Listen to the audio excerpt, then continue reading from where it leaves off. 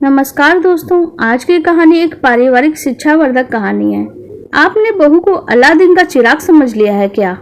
भाभी, आपने ये प्रेस की है, मैं इन सिलवटों भरे कपड़ों से कॉलेज जाऊंगा। सोनू चिल्लाते हुए बोला। वो कल प्रेस वाला नहीं आया था, मैंने कर दी थी। बीच में खुशी उठकर रोने लग गई थी। भाभी, जब से खुशी आई है आपके पास तो एक ही बहाना रह गया है खुशी का। देवर के मुंह से ये सुनकर रीना हतप्रभ रह गई। वो सबको खुश रखने की कोशिश करती है। वैसे प्रेस सोनू भैया भी कर सकते थे। घंटों क्रिकेट मैच देखने में जाया कर देते हैं, पर जब काम की बारी आती है तब पढ़ाई याद आ जाती है। रीना कसमसा कर रह गई, कुछ बोल ना पाई। तभी प्रीति की आवाज आई, भाभी नाश्ता तैयार हो गया क्या?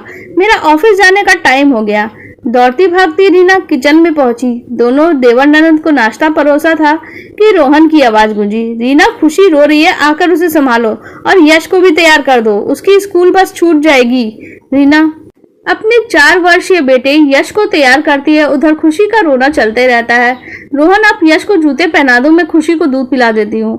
रोहन ने सुनकर भी अनसुना कर दिया और बाथरूम में नहाने चला गया। आजकल तुम्हें हो क्या गया है? कोई भी काम समय पे नहीं होता है। जल्दी से मेरे कपड़े निकाल दो अलमारी से, मुझे भी जाना है। रीना खुशी को गोद में लेकर कपड़े निकालने लगी और रोहन व्हाट्सएप पे मैसेज चेक करने में बिजी हो गए। अरे ये वाली शर्ट नहीं, व्हाइट वाली निकालो, आज बॉस के साथ मीटिंग है। तुम्हें कल रात को बताया था ना, भूल जाती हो। रोहन खींचते हुए खुद ही शर्ट निकालने लगा। की बेटी को संभालने में लग गई रीना। बहू, पूजा घर के डब्बे में घी नहीं है, बाती जलानी है, जरा घी भर दो।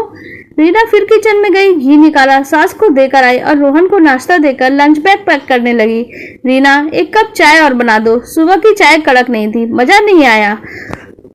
ससुर जी ने कहा। अखबार पढ़ते पढ़ते बोले, जी पापा जी, मैं बना रही हूँ। किचन समेटते हुए रीना ने चाय चढ़ा दी। सुबह से रीना का एक पैर पे दौड़ के सबके काम निपटाने लगी थी। इधर नई मां बनी थी, बच्चे को दूध पिलाती उसे भूख लगने लगी। सास ससुर ने अभी नाश्ता नहीं किया तो वो कैसे कर ले? अभी कुछ समझ में नहीं आ रहा था। ये भी कोई कानून हुआ? बहू को भूख लगती रहे पर सास ससुर ने खाया नहीं, इसलिए वो भूखी रहे। फिर सास ससुर को एक उम्र बाद भूख कम लगती है तो वो सुबह से लग जाती है, बेटी को भी दूध पिलाती है। उसे तो जोरों की भूख लग रही थी। रात को खुशी सोने नहीं देती। नींद की कमी और वक्त पे खाना नाश्ता नहीं खाने से उसकी तबीयत लगातार बिगड़ने लगी। उसने अपनी एक सहेली को अपनी परेशानी बताई। एक मेड रख ले, वो तो आती है केवल झाड़ू पोछे के लिए। अरे झाड़ू पोछे के लिए कौन बोल रहा है? मैं तो खुशी के लिए बोल रही हूँ। वो क्यों? मेरे होते हुए मेड खुशी के लिए? तू मेरी बात सुन तो सही। इतना कह के रीना के कान में सहेली ने कुछ कहा। ये सुनकर दोनों सखियां हंसने लगी। रीना ने अपने रोज की काम कर ही रही थी, तभी घंटी बजी। रीना, दरवाजा खोलो, सास चिल्लाई। मम्मी जी, मैं आटा गूंथ रही हूँ, आप ही खोल दीजिए। तुम कौन हो? हमने तुम्हें नहीं बुलाया है। रीना मैम साहब ने बुलाया है। वो क्यों? सास अचरज से बोली। हमारे यहाँ मेड तो पहले से आती है। मैंने बुलाया है मम्मी जी, ये खुशी और यश को संभालेगी और मैं आप सबके काम करूंगी। कितने में रखी है बहू? केवल 5000।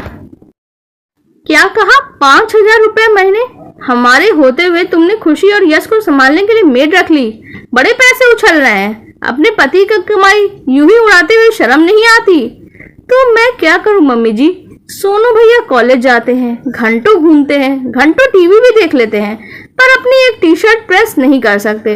प्रीति दीदी घर में बना हुआ नाश्ता खुद लेकर नहीं खा सकती।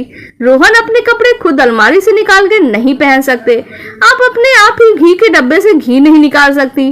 पापा जी बच्चे के दूध पीने के समय तक चाय के लिए भी नहीं रुक सकते। रोहन यश को स्कूल के लिए तैयार नहीं कर सकते। बताइए, मैं अपने बच्चों को संभालूं या आप सबके काम करूं?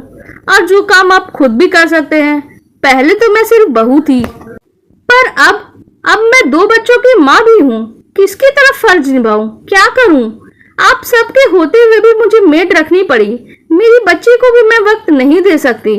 आप सब बिजी हैं, तो रोते हुए बच्चे को चुप कौन कराएगा? आप सबने मुझे बहू नहीं, अलादीन का चिराग समझ रखा है। चुप, एक हुक्म बजाया नहीं कि सारे काम कर ले। मैं भी इंसान हूँ, छोटी बच्ची के साथ रात को सो तक नहीं पाती। पूरी रात जागना होता है, यश को भी संभालना होता है। आज सबको चाय, दूध, नाश्ता, कपड़े सब हाथ में चाहिए। आपको अपने बेटे की शादी लड़की से नहीं, अलादीन के चिराग से ही करने चाहिए थे। मुझे तो यही ठीक लगा कि मैं आप सबको संभाल लेती हूँ और मेरी ये बच्ची और यश को मेड संभाल लेगी। आप सब तो फिर भी अपना काम खुद कर सकते हैं, जैसे मेरे आने से पहले करते थे। पर खुशी तो अभी बहुत छोटी सी है, वो तो अपने हर काम के लिए मेरे ऊपर निर्भर है। यश भी इतना बड़ा नहीं है, मुझे उसे पूरा वक्त देना होता है। मैं कोई अलादीन का चिराग नहीं हूँ जो बस फूंक दिया और हर काम के लिए हाजिर हो जाऊं। मम्मी जी, घर सबका है तो काम अकेली बहू ही क्यों करे? सबकी जिम्मेदारी बनती है, सबका फर्ज बनता है। बहू के आते ही सारे काम उस पर डाल देना क्या ठीक है? बच्चों की परवरिश में पिता को भी मदद करनी चाहिए। क्या अकेली औरत ही सब कुछ करे? अब बहू को रानी बना के लाते हैं, गहने, कपड़े, मेकअप के सामानों से उसकी गोद भर देते हैं, पर कुछ सालों के बाद वो सिर्फ एक काम करती हुई मशीन बनकर रह जाती है। सबको लगता है एक ही आवाज में बहू हर काम कर दे, कभी ना नुकुर ना करे, सिर झुकाए हुए सबका हुक्म मानती रहे। जब बेटी भूख लगने पे पहले खा सकती है तो बहू पे भी रोक नहीं होनी चाहिए। उसे भी दर्द होता है, उसे भी भूख लगती है, उसे भी नींद आती है। वो भी एक माँ है, उसका भी कभी जल्दी उठकर काम नहीं करने का मन कर सकता है। इंसान है वो। कहते कहते रेना चुप हो गई। सब खामोश चुपचाप खड़े थे। सबको अपनी गलती का एहसास हुआ। सास ने सुबह किचन में हाथ बटाना शुरू कर दिया। थोड़ी देर बाद ही बहुत सारी घर की जिम्मेदारी सभी लोगों ने बांट ली। ननंद, देवर सब अपना काम खुद करने लगे। रोहन ने यश को तैयार करने से लेकर बस स्टॉप छोड़ने तक का जिम्मा ले लिया। दूसरे दिन ही मेड हटा ली। रीना अपनी बच्ची खुशी की और यश की अच्छे से परवरिश करने लगी। रीना ने अपनी सहेली को फोन पर धन्यवाद दिया इतनी अच्छी राय देने के लिए, क्योंकि उसकी सहेली थी जो उसकी सारी बात को समझ सकती थी। आप लोगों को हमारी ये कहानी कैसी लगी कमेंट सेक्शन में जरूर बताइएगा। साथ ही वीडियो को लाइक कर दीजिएगा और हमारे चैनल को भी सब्सक्राइब कर लीजिएगा। धन्यवाद।